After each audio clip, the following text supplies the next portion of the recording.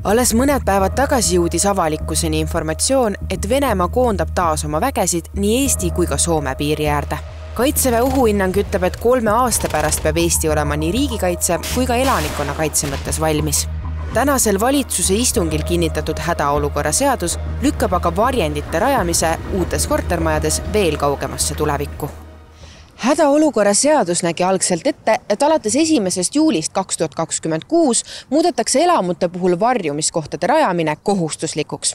Valitsus otsustas nüüd aga seda nõuet elamute puhul edasi lükata kuni aastani 2028. Kuna ehitusload kehtivad aga 5 aastat, tähendab see seda, et reaalselt võivad varjumiskohad valmis saada alles 7 aasta pärast. Miks siis, kui tehase ehitatakse, kus töötab 200 inimest, sinna tuleb küll kohe varjend ehitada, aga kortermaja, kus hakkab elama 500 inimest, sinna tuleb hiljem varjend teha. Muudatuse kohaselt tuleb avalikesse ja tööstushoonetesse rajada varjendid alates järgmise aasta suvest.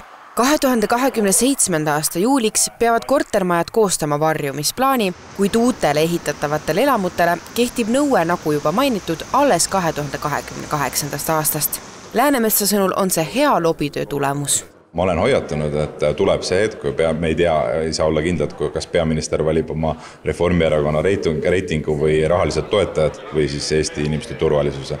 See hetk on nüüd käes. See tuleneb nendest samadest hinnangutest, mida siseminister ja siseministeerium on teinud, millises järjekorras on seda mõistlik teha. Kõigepealt suured avalikud hooned ja seejärel juba järgmised etapid. Tõtt öelda, eelmisel siseministril ei osa tööst lihtsalt tegemata mõjuhinnangud ja eeskätt on küsimus selles, kui palju inimestele, näiteks kui noorbere kodu tahab osta, kui palju see mõjutab kodu hinda ja kättesaadavust.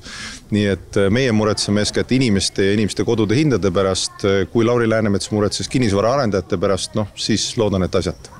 Peaminister on ise aga varasemalt välja öelnud, et kui noorperedel pole kindlustunnet, ostavad nad sõjahirmus kinnisvara hoopis Hispaaniasse või Portugali.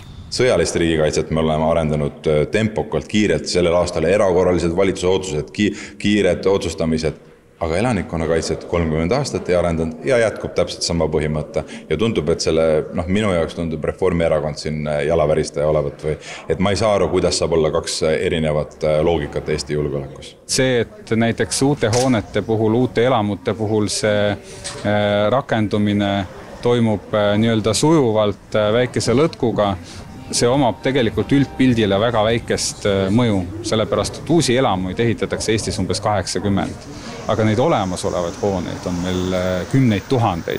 Et selles mõttes see on niivõrd väike mõju, et me oleme ikkagi samal ambitsiooni tasemel. Mitte ükski Eesti valitsus ei ole teinud nii palju elanikkonnakaitse arendamiseks kui tänane. Loomulikult ehitustegevus võtab aega, et eriti uute majade puhul neid täna hakatakse alles planeerima, need rajatakse aastate pärast, nii et ma arvan, et selle tasemeni, kuhu Soome on jõudnud siin 30, 40 või 50 aastaga, meil läheb ka samamoodi aega. Hea uudis on see, et hädaolukorra seadusesse jäi sisse kohustuslik kriisikoolituste nõue avaliku sektori töötajatele ja elutähtsa teenuse osutajatele.